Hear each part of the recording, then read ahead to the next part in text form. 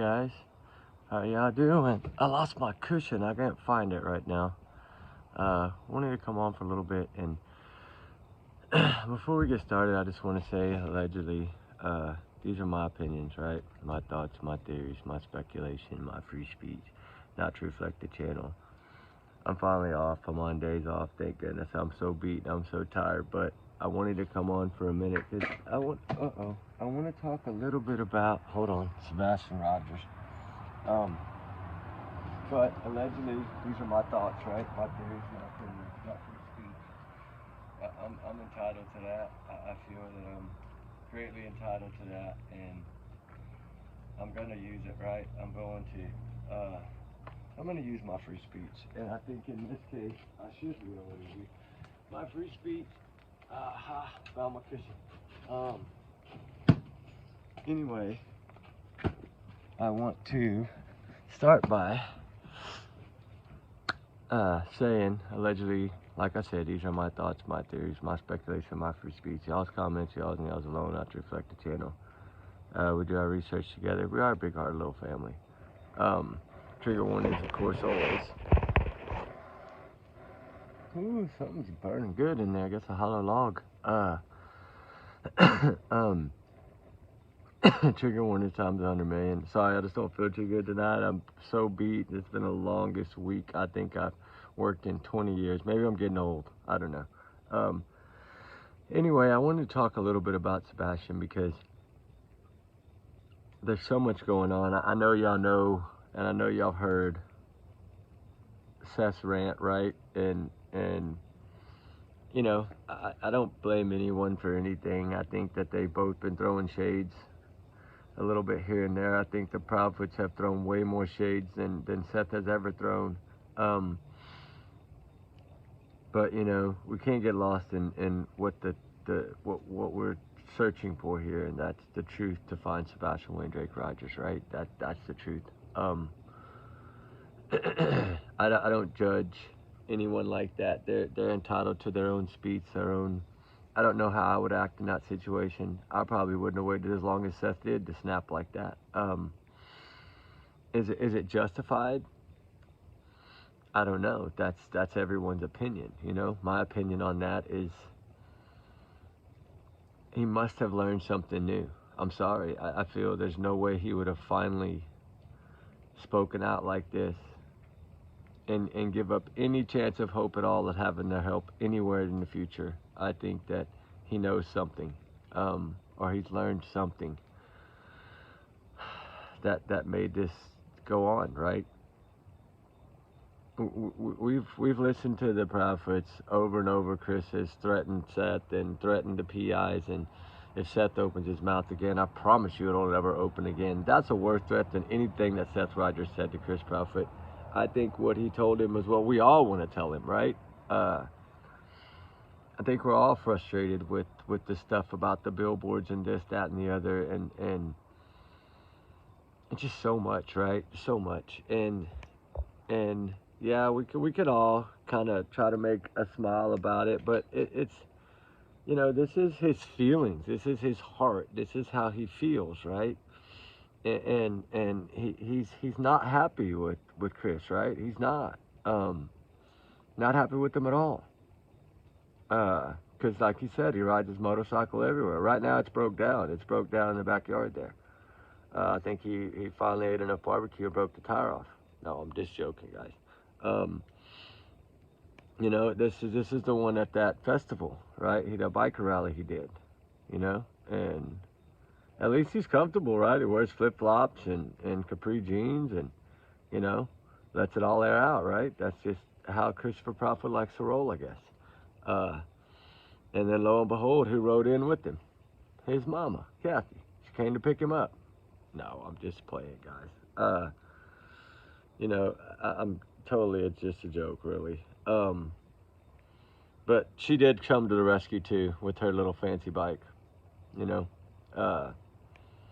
looks just like her, don't it? No, I'm just joking. Anyway, guys, that's not what we're here for. We're here, you know, whatever they do, they do. That we can't judge or blame them. You know, he knows more than we do. He knows Katie very well. He knows Chris very well. He knows a lot about them. So we can't, if he wants to come out and speak his mind, he's entitled to do that. We're not here to judge. I don't judge, right? I'm not one to judge either one of what they, do I agree with everything they say to each other? No. I look at it as the Gabby Petito family or the Riley Strand family. Like, it's time to come together to find your child. But I think, ooh, that was a spider. Y'all see that? Crawling right on me. Um, uh, it's heartbreaking because we've all known that Christopher Prophet is a bully and an abuser, right? We've known that. We got the shirts to prove it, right? We got the shirts to prove it. They're for sale right now. They're free. No, I'm playing. They're not for sale. But the thing is we really need to look at, what do we honestly feel went down here, right? We want to look at facts. We want to look at any kind of proof that we have, any kind of anything to go by, right? They always say, follow the facts, follow the truth, don't listen to the rumors. But on one hand, you have the prophets that are starting rumors because they're using a debunked video to try to say it has meaning when they know it doesn't, right? These are the things that, of course, upsets him because Seth, that's his son. He's been the only one advocating for Sebastian through this whole entire mess. He's the one that said, let's squash it. Like, numerous times he said, hey, we'll put everything behind us, let's just work together. And they've stood him up every time. So, can we blame him? No. Did I think maybe the language should have been toned a little bit? Yes. But I'm not even going to play that clip here, guys, because it's too foul, right? I'm not going to say it wasn't justified or it wasn't his right, because that's totally his right. He's his own man, right? He can say and do what he wants to do. It's his child. We don't know what we would be like in that situation. We know that during all this drama, right, that Sebastian still gets lost. He still gets lost. This is another day or another hour, another 5 minutes that we don't spread awareness, right? Because we're trying to figure these things out and why these things are said and what made him get so upset. Supposedly, what's his name from the lab said they had jumped on a panel a day before and Chris had dogged Seth over billboards and fake rewards and this and that and the other. One thing I can say is I don't feel that Dog the Bounty Hunter would put a reward out here that he couldn't back up. Because knowing as long as he's done this, that if this child is found, that money has to be paid, right? It's plastered everywhere. So I don't think that it's something that they won't get covered, right? I don't know if it's, it could be 10,000 people or 20,000 people or 30,000 people that have all put a little money in to make this money, right? We don't look at it that way. Could have been one company putting in 1,000, right? It could have been us putting in 1,500. It could have been any one of us put in 500, 100, 1,000, and you get enough people, it does raise, right? It does total. I've always said rewards do help, but in this case, we have to look at why is a reward not helped. We have to really think about that. We have to really dig into that, right?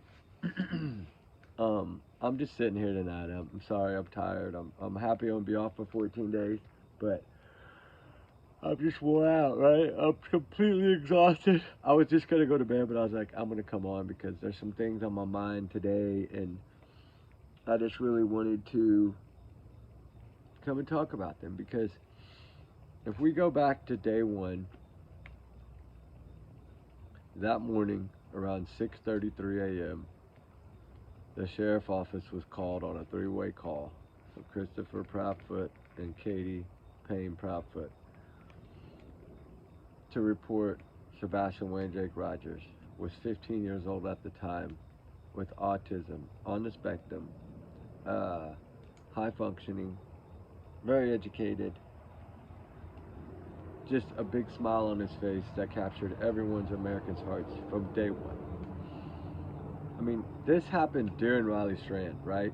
This is something that took over YouTube, took over news stations. It took over Nancy Grace. It grabbed everyone. And that's why I wish every case would do this. Right? There was another cold case solved yesterday, 1983. We'll talk about that tomorrow. I have the stuff for y'all. Her car was found in a waterway. Um, she was 21 years old at the time when she had left the little bar, and her mom's 90, and detectives were able to, because of a podcast, they got some tips on a podcast and went to this Fox River and found her car. She had been there for 43 years, guys. And her little class graduation tag, the little silver one, was still hanging in the rearview mirror of her car. Her remains were found in the car. Now, they don't know if it's foul play or not yet, but at least she's been located, right? And that goes to show you, after 43 years. If you noticed in the last 10 days, a lot of cold cases are pop, pop, pop, pop, pop, pop, pop, right? It's that time. It's the time that things are starting to get solved, and that's what makes me feel really positive about this case. And I think what we're fixing to talk about is going to make some sense to a lot of y'all, because we are getting lost in all the stuff that's going on. Damn spiders. I do think if we really go back to the beginning of this, right, and we go back to day one, and we look at from the phone call that morning, if we think about that, I've always said 11 and a half hours, right? They had 11 and a half hours. This child, in 11 and a half hours, he completely vanished off the face of the earth. 11 and a half hours. You know what that is? It's 11 and a half hour head start on law enforcement. That's how I look at it. Even if it was 3 a.m., that's still a 3.5 hour head start. Somebody could have been in the Mississippi by then. Think about that. Before the law enforcement was even called, if it would have been at 3 a.m. when this happened, they could have been in Mississippi by the time law enforcement was called. By the time they were on the ground, they could have been halfway across Mississippi to Florida already. Think about that. It's a long way, right? Because if we really down deep think about this, do we feel that he ran away? Honestly speaking, you know, this is, of course, my thoughts allegedly. Remember, everyone's innocent until proven guilty in the court of law, no matter what. Do we feel that he ran away? My answer is no. I'm pretty sure most of y'all is no. I can't speak for all of y'all. I'm just saying, based on comments, which I'm way behind on right now. I'm so sorry, guys, but this has been a crazy week. But I got 2 weeks now to catch up on all the comments, so I will get it done. I'm so sorry, guys. Thank y'all so much for being patient. It's just been a really rough 7 days. New rig, new everything. It was tough, but new programming, new ways of keeping up with the logs and the pressures and the depths and the charts and just a lot of different stuff. The technology's changing every day, right? But anyway, do we feel he ran away? It's possible, right? But think about what would make it possible. He would have been seen on camera somewhere. That would have made the runaway possible. The dogs would have picked up a scent. That would have made a runaway possible. Right? Been heard going out the door. Katie would have heard him walk out that front door, I feel. Possible. Not really. No dog scent. No camera footage. In a $1 million neighborhood, not one camera caught this child. I wouldn't say if it was in the projects, where there's one camera every 50 places. This is a camera almost on every other house in that neighborhood. And you're talking the one camera that picked one thing up was on another street, guys, or at the corner. That one camera from that far caught those flashlights. So you're telling me, and that was an older camera. Imagine the cameras around there that were way newer. They would have caught it even quicker if he would have walked out of that house, in my opinion. So do I think it's probable that he ran away? No, I don't. In my opinion, I don't.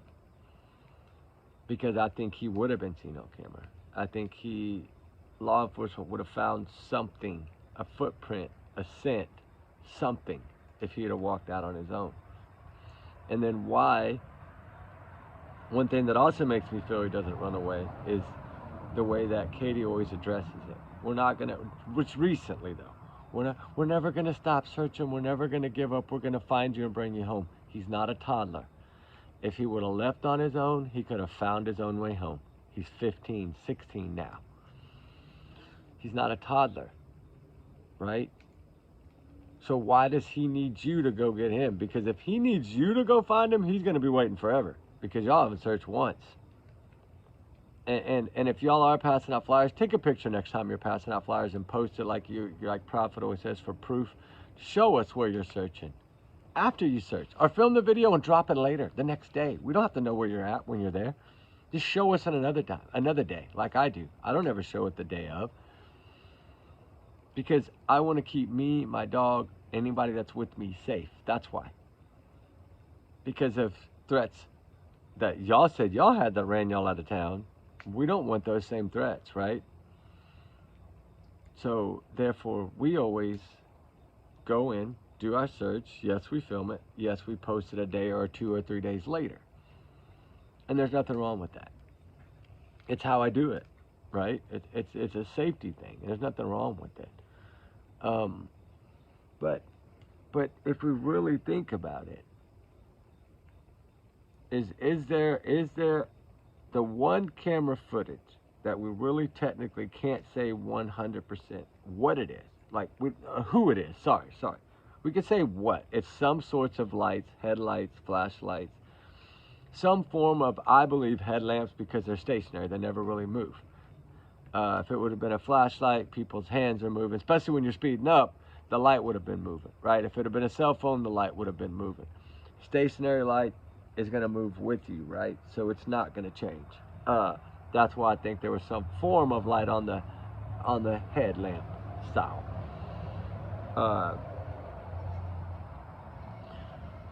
Do we trust dogs, right? The dogs that are brought in have a really, really, really good track record. Do I feel that I feel in my heart at least one of those dogs, after smelling his scent and went out that front door, would have picked up something. This goes to show me one thing, which I use dogs for searching, not scent dogs like that for tracking people, right? Well, she will if she has their scent, but not like, that's not all she does, right? That's not all she's trained for. Like cadaver dogs, all they're trained for is that, right? When you take 18 dogs plus and they went through that area more than once and double back and never found a scent, that's telling me one thing. The stepfather was right. This kid never went outside. He said it on a podcast. Sebastian didn't like to go outside. He didn't like bugs. He didn't like to get dirty. His mom said it. He doesn't like to be dirty. He doesn't like bugs. He doesn't like to go without shoes. He's not going to go without his phone. He's not going to leave without a coat or a jacket or a backpack or snacks or his medicines, because he's in a routine. He's autistic, remember that. So it's a pattern that they follow. So that's another reason why I say he didn't walk out that door on his own. So if we take all that into consideration, because of no camera footage, no camera sightings, that we know of, right? Law enforcement has the one, but we can't really make out who it is. We know that it came from that backyard in that home, most likely, because we've done the test. It clearly came to me 100% from what we did, in our opinions. That light came back to that back door, that backyard, that back of that house. And it didn't come out the other side, or it would have been saw on the other camera. So we know that that person didn't cut through. It went to that house. And that's the only way to look at it. And I'm sure law enforcement know this. I feel that if we look at the overall picture of what took so long, if you panicked in 1 minute flat, like you said you did, well, once it was 1 minute flat, once it was 3 minutes flat, if you panicked the way you did in that short amount of time, that's telling me something. For one, most likely you probably didn't even go in that child's room that morning.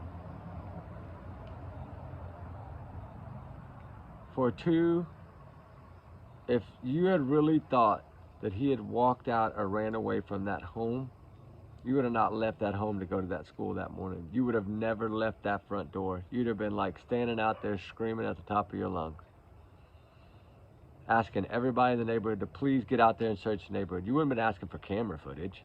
Let the law enforcement do that. Why do you need to do that? Right? There's so many little things that point to him not running away. But did he have a reason to run away? Oh, yes, he did. According to CPS reports and everything else, he had a dang good reason to not want to be in that home. I think he was terrified of Chris, but like we said in videos a few months ago, like when, you know, if you had that evil stepfather, right? Which I think is justified in saying this, but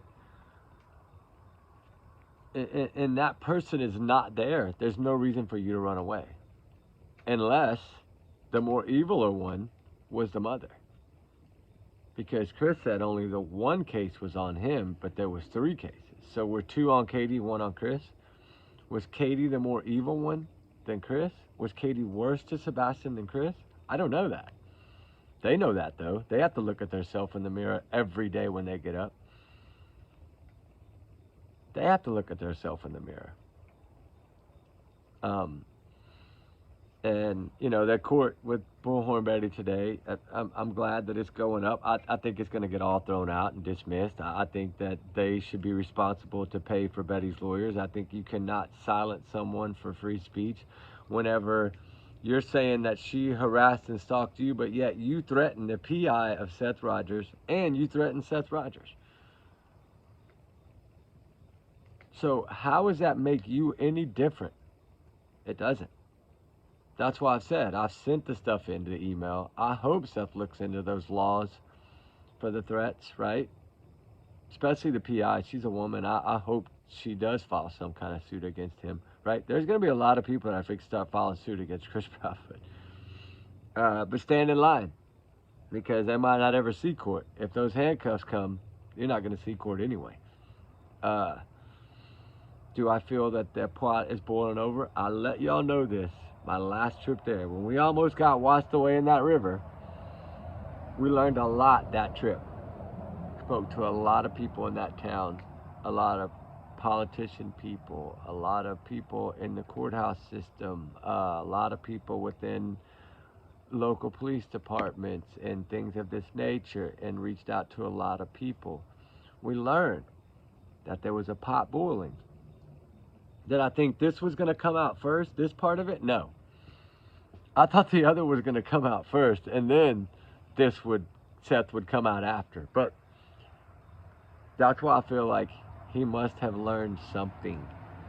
To come out like this after all this time and all this negative they've been saying about him, and look down on him and not help him and not help his son, not even her own son.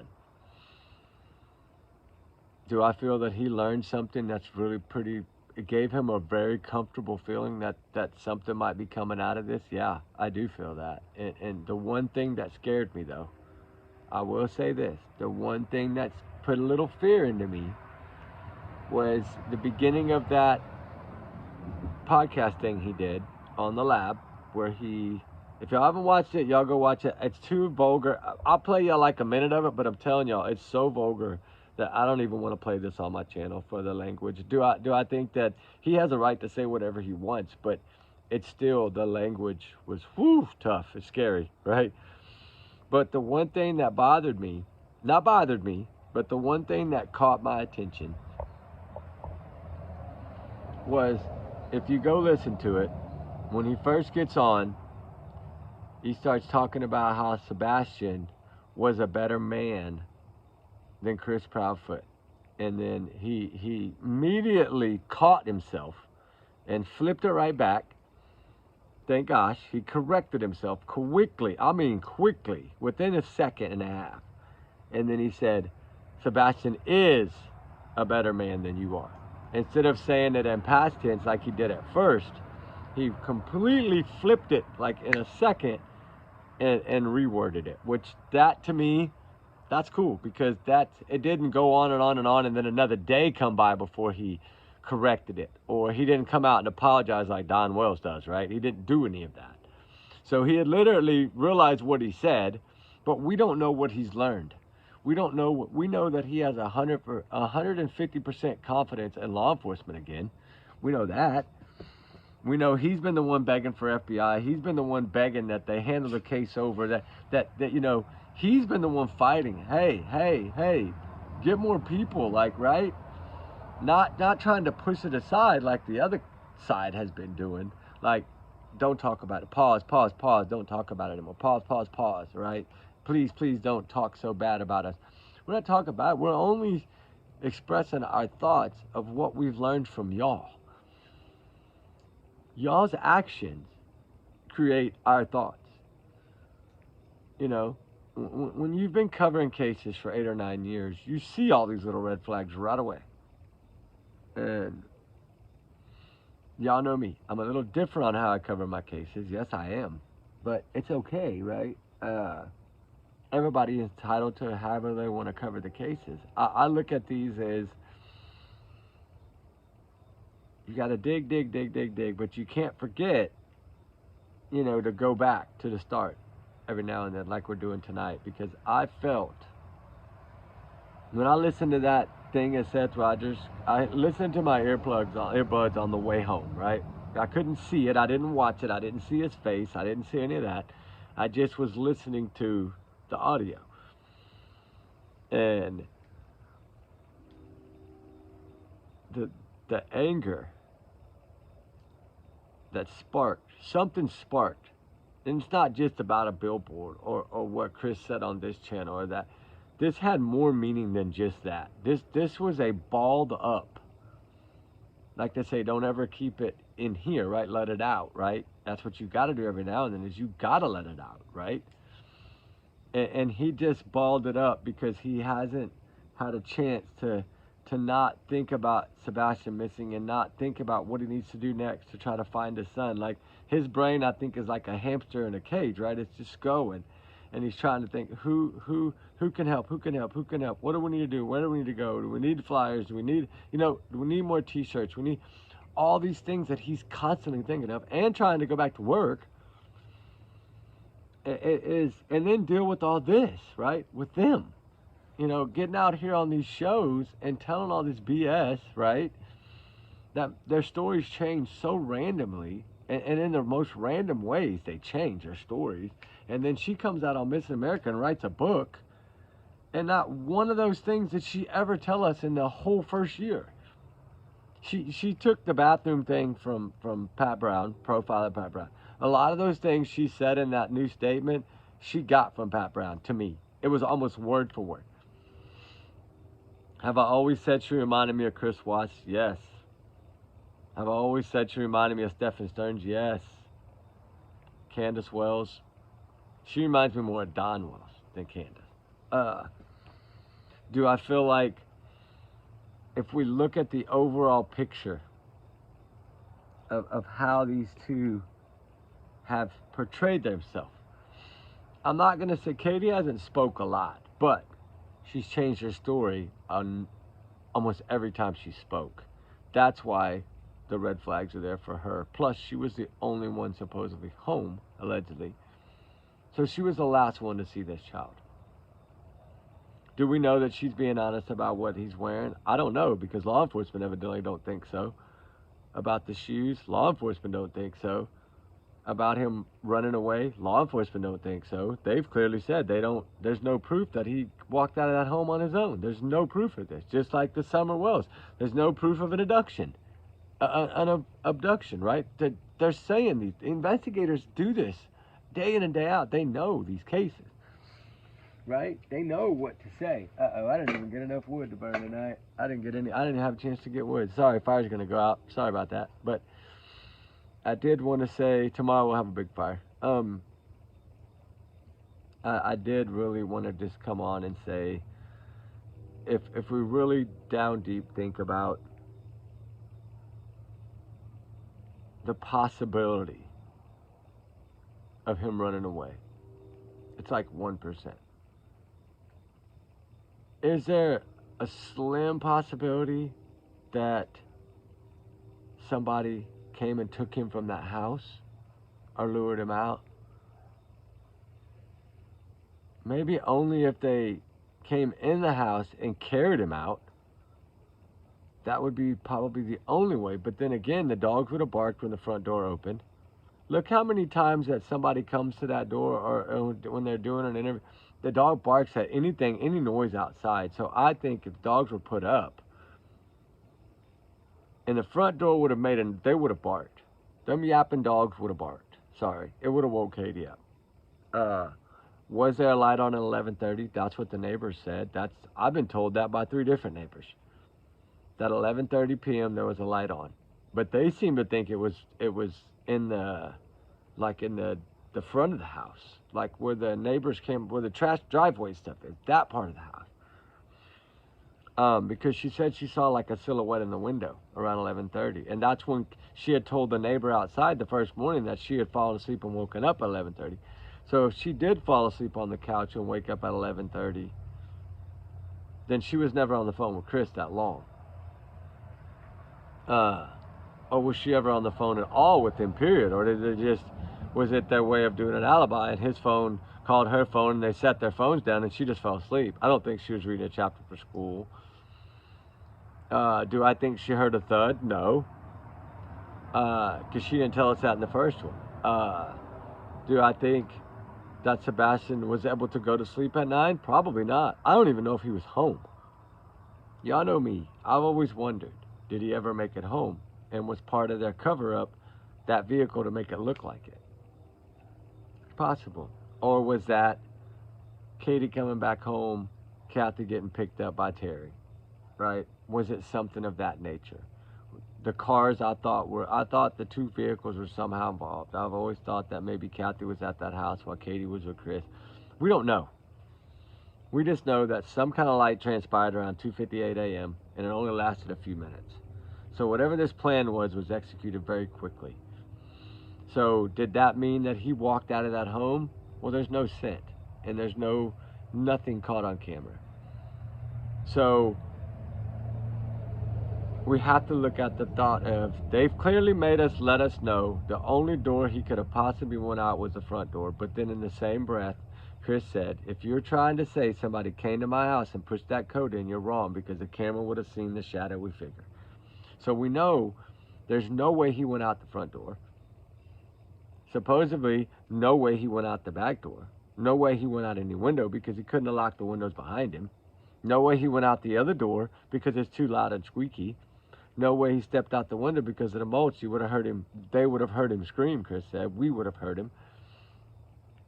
And then, of course, he tried to cover it up, but he did say it more than one time. If we look at all the red flags, then the red flags tell us, along with, if we go by facts, show me a fact that this kid ran away. Show me one. Show me one fact that this child ran away. You can't. There's not one fact that he ran away. There's not one fact that he went out that front door. Right? No fact. What are the facts? He's missing. And he vanished sometime after 6:25 p.m., before 6 a.m. That's a fact. Another fact is, dogs picked up no scent. So he didn't leave a scent outside, which tells me, plus he didn't have any toys, he didn't have any balls, he didn't have a trampoline, he didn't have a playhouse, he didn't have a slide, he didn't have a damn kiddie pool, but he loved to swim. Like, they did nothing for him. He didn't even have a soccer ball he could go out and take some steam off on. He didn't have a dodgeball. He didn't have a basketball. He didn't have a baseball bat. He didn't have nothing. A bike. Nothing. Nothing outside. Neighbors said they saw not one toy. So, of course he never was outside. And that's why there was no sin of this child outside. Because if he would have taken that trash out that night, that dog would have went straight to that trash can and sat down. In my opinion, that's what would have happened.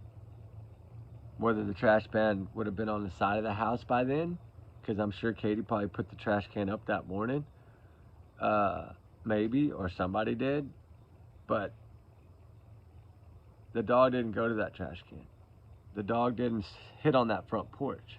The dog didn't hit on that sidewalk. The dog didn't hit on that driveway. The dog didn't hit on their yard anywhere around that house. So, I know Sebastian Rogers is not Superman, and he's not Spider-Man, and he's not Batman. He's not flying out of that house. The UFO didn't come and get him. A drone didn't pick him up and carry him out of that home. How did he get out of the house? That, to me, is the million-dollar question. And you know who the only ones that is can really answer that question for us, to give us the facts of that question, is going to be law enforcement. Because don't think they don't have their theories. Don't think they don't have evidence. They do. They've told us many a times they have evidence. Don't think that the prophets haven't tried to debunk their evidence. They have. They're trying to take a debunked video right now and make law enforcement kind of go na boo boo. There's something in this video when law enforcement knows there's not. So evidently they don't believe in TBI. They don't have as much faith as they said they did in TBI or the sheriff's office. And that's out of Chris's own mouth. He's not trusting them saying that video is nothing. He's not trusting the Secret Service. He's not trusting the FBI. He's not trusting any law enforcement at all. Why? Same reason he's probably not communicating with them. Because they lawyered up, that's why. When you lawyer up, you don't talk. You're just like Jen Soto. Only they have a problem where they have to go on podcasts. They have to feel like they're, you know, but if everybody would start ignoring them, which is what they should do, just ignore them completely. Don't let them come on your channels. Just let it be about searching for Sebastian Rogers and finding the truth. Quit giving them a platform to come out here and lie on and spread rumors on and spread lies on, and you try to use debunked videos. If people wouldn't fuel them with that, then they wouldn't, because there for a couple of months they shut up, and I think that's because the lawyer told them to shut the hell up. Because I think they realized they had spoke too much. But see, now what happens is they think they got away with it, right? So then they start talking a little more. And that's usually when you get caught. And that's a good thing. Hopefully they'll continue to do so. But the thing is, it's just, if we go by facts that are out there, for what we know is fact, it's not a lot, other than we know somehow he vanished in thin air. But why did he vanish? What was the main motive? The only one that had a motive in this, well, both of them had motives. If you think about it, Kate and Chris are only two with a motive. The courts, the CPS, all that, the custody battle. Because Katie was involved. She was sending letters in, remember, to the New Mexico court. She was involved in that case. So she had a motive too. Either one, you're going to allow Sebastian to most likely get subpoenaed by Nina's lawyer or somebody to help and just talk to the judge, whether it be a Zoom call or whatever. And they couldn't take that chance. They also couldn't take the chance of allowing him to go with Seth, because then Seth would have found out about DCPS and all, or whatever, DCS, however y'all want to say it. He'd have found out about all that. And so they were really in a bad state of the only two with a motive. Because if you're to really think that Sebastian was going to go live with Seth after the school year, if that was their plan, he could have said, hold off on the court, we'll take care of it in the summer, right? That's all he had to do, was just say, hey, we want to extend the thing until summer when we don't have school, and Sebastian will be with Seth. So we have time to come and go to court and not have to worry about take care of Sebastian. He'll be with his father. They could have done that. But like I said, they didn't do that because then Seth would have found out about everything. Sebastian was that close to telling Seth, I feel, because Seth said he wanted to tell me something so bad. He didn't want to go home.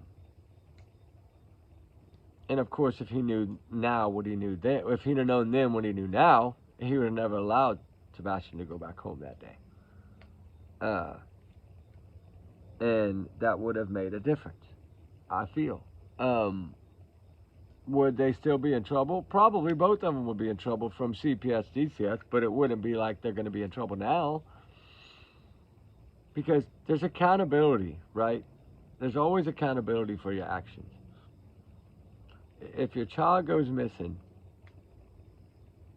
I mean, the reason to me Summer Wells' case has never been solved is for the lack of cell phone data and camera footage, because it was so rural that there's no way.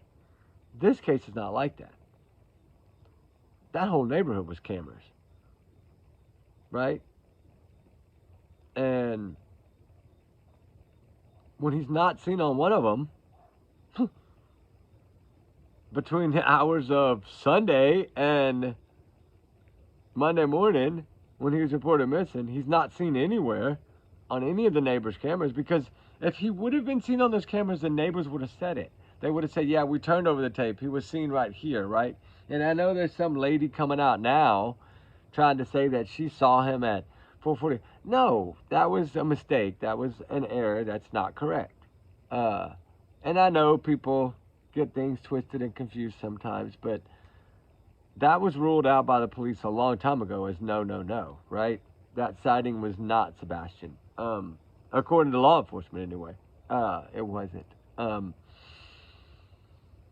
But as far as facts go, like I said, the only facts we know is that there's a very, very, very, very, very important Tinkerbell video, flashlight video, whatever y'all want to call it, that if you look at the way Nick Barris titled that video, if you go back and really read the title to that video, what did Nick Barris put in there? Because we all trust Nick Barris, because regardless if we want to listen to what he says and we agree or don't agree, he pretty much lays it out as it is, whether we like it or not. So for him to title that video, the one they didn't want you to see, he knew law enforcement didn't want that out, and he still posted it. Because this is what news people do, right? He wanted to put it out there for people to see that it's not all peaches and roses. Something happened outside that home around 3 o'clock in the morning. And he knew that that's not a coincidence. Don't think that Nick Barris doesn't want this case solved. He does. Some may not agree with some of his opinions, but he still has only put out the facts that he gets from law enforcement. He's the one that sat down with Eric Craddock. He's the one that asked him, hey, if you're saying it's nothing, then tell us what it is. I can't. See, he kept going, right? He wouldn't leave it alone. After, I'm sure Eric Craddock had already told him, hey, I don't want to talk about that video.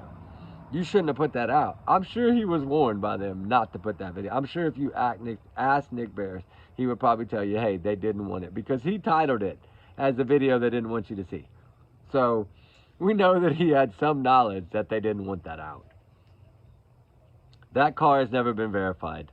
The flashlights have never been verified. Everything else has. Those have not. So somehow, some way, that's a fact in this case, most likely. It is part of the case file. And they didn't debunk it. And they've never debunked it. But they've never also told us the vehicle. We've never seen the real picture of that vehicle either. Y'all know that, right? Only things we're seeing are those little still shots from the Uber driver and stuff. You're not seeing the actual video of the car that was parked by that house. You're not seeing that. Now, you can see it from a distance in that clip and see the headlight, but you don't know what car that is. We don't know if it's a car, if it's an SUV. You don't know what it is. They've never told us. And I know there's some things out there circulating on different places that show vehicles. Well, we know the Uber drivers were around. We know there was another car in that area, but it was more, I think, at midnight, not at 3. But that particular vehicle that is seen when the headlights come on and off on that flashlight video, that we have never seen that vehicle. Nobody's seen that vehicle except for law enforcement. Why? But that's one of the number one pieces that they have. And until they can put whatever piece of the puzzle, they may already have the piece of the puzzle. I don't know if the pot's boiling that much that they already have it and they're just waiting on a grand jury right now. That's the rumor, is that they should have a grand jury done by the first part of May. Now, I don't know if that's true or not. But that's a lot of what's going on around that town. So I don't know. I don't know if they already have their targets, their suspects, right? Which I think will be 4. I've always thought it would be 4, possibly 5. Because there's no way one person pulled this off. No way. 2 people were seen outside that home. So we know it's most likely not one person. But we know one of those persons came back to that house, or at least to that backyard. And they didn't come out the other side of the house because they'd have been caught on camera. And why did they do 3D scans of that backyard? Why did the sheriff's office bring that technology equipment in and 3D that entire backyard? For a reason, guys. They wanted to figure out this video. Secret Service told them what to do, and FBI, hey, get the machines out there, do the 360 of this backyard, and we're gonna match it to this video, even if it takes us a year. You know, you got a couple of months of them trying to enhance and lighten it and things of this nature. Then they get it back, and then they have to try to take that with that scan and try to figure out exactly the placement and where these bodies were, so then they can really check other angles and check other cameras or check other possibilities. But we know they have every number, every cell phone number, whether it been a burner phone, whether it been a mobile phone, whether it been a truck Wi-Fi or Bluetooth or a hotspot box, no matter what, they have all that data. Secret Service made sure they got all that data. And some of them they might be getting warrants for still. We don't know. We know some kind of warrant was called in for that home on April 2nd. And it wasn't Seth Rogers' home. It was 1008 Stafford Court. So we know it was that home. We know it wasn't a subpoena, because subpoenas don't come as a criminal warrant.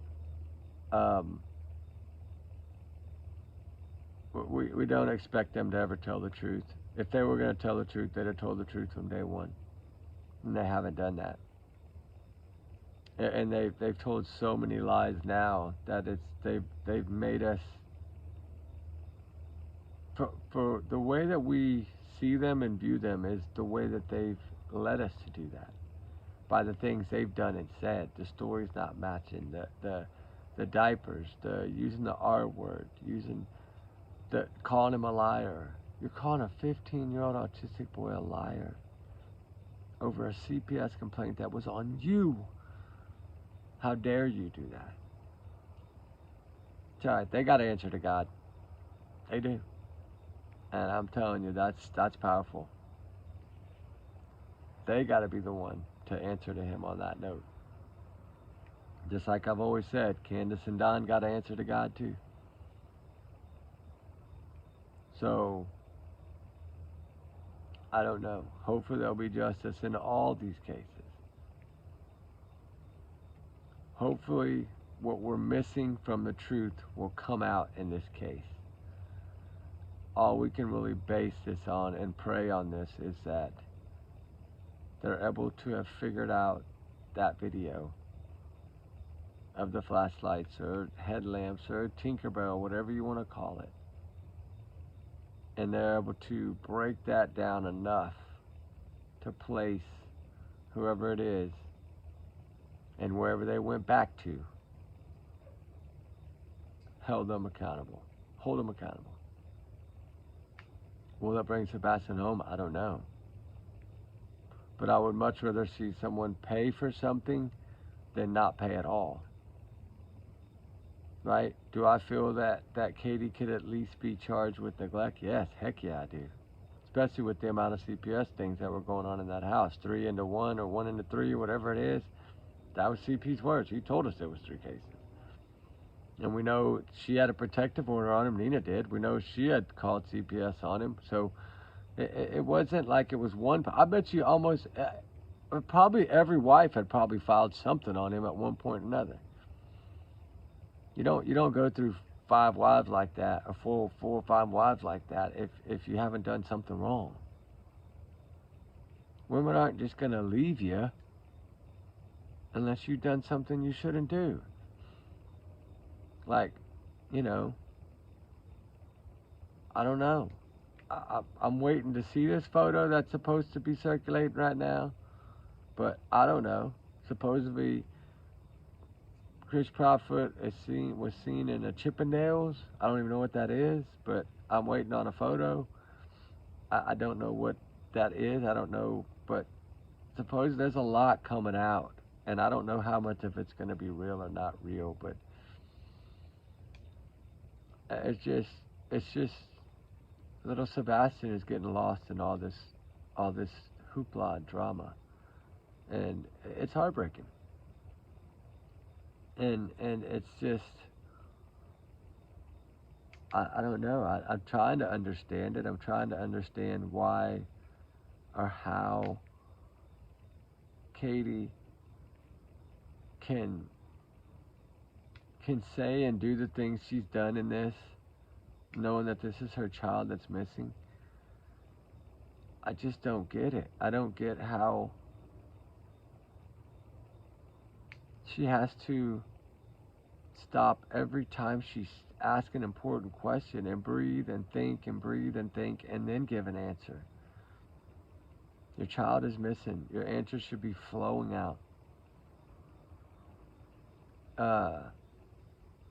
It's just so much. Like, this is like the lie detector. I don't think she passed. I don't really think she passed that test. I don't think Chris ever took one. Seth Rogers, as far as we know, is the only one that ever took one. And that's because Nancy Grace told us. And then Nancy Grace not going to lie to us. I mean, I don't know. I don't get it. I don't get none of it. I just don't see how. I mean, what did it for me? I think the one thing that really, the biggest red flag I think of all was the no shoes. Because, she did tell us he didn't like to get dirty, he didn't like bugs, he was terrified of bugs. So he's not going to go walk off in them woods barefooted if he doesn't like bugs. Are you crazy? He would never do that. He won't even go out in the yard. I mean, I don't know. It's the shoes, the driving to the school that morning when the schools are closed, just nothing she did. Like, leaving town was probably the biggest. I guarantee you, every one of y'all in here that's a mother or a grandmother would be like, you couldn't have drugged me off of that damn front porch. My child was missing. No damn way. No way. This is something that they washed their hands of this in the first month, less than a month. Burned off. And it wasn't from threats. Chris gives more threats than anybody ever probably gave him. And I mean, it's just like the BS that they're trying to do to the YouTuber, to Betty, I think Bullhorn Betty. I don't think the judges are going to throw all that out. I don't think they're even going to, I don't think nothing's gonna. I think it was a waste of time and a waste of money. Um, but it's gonna have some repercussions because people are gonna come after the Prophets with lawsuits now. Wrongful suits. Just wait. Things that I've already heard. Things are fixing to go flying out of the table. Uh, at least 6, 7 different lawsuits are going to be filed against the Prophets. And the thing is the more you file on them, the more they got to pay lawyers, the quicker they'll run out of money. And eventually, you can only fight so long, right? You know, I know he's mama's boy, but mama run out of money too. You can't stay in that legal system and have 6, 7, 8, 9, 10, 11, 12 different people suing the hell out of you. And you got to get lawyers for every case. And yeah, you're talking that's hundreds of thousands of dollars. Like, they'll run out of money quick. I mean, anybody will run out of money fast. It's hard enough to fight one case. But I mean, they don't win anything they try to do anyway. They didn't win against Seth. Katie didn't win against Seth, and Chris never won against Nina. So they haven't won anything. They've tried this before. They just don't win. It's because they don't have no proof. The proof is not there. And it's just like in this case. Do I feel there's some proof in this case? Yeah, I do. Will we know what it is? Not till the arrests come. And that's why I know we wait patiently, although we wait antsy, right? Like, we want answers, right? We want to know the truth. We want this young man found, just like we want Summer Wells found. We want them all found. And it doesn't matter if it's a 43-year-old case. We want them solved, no matter what.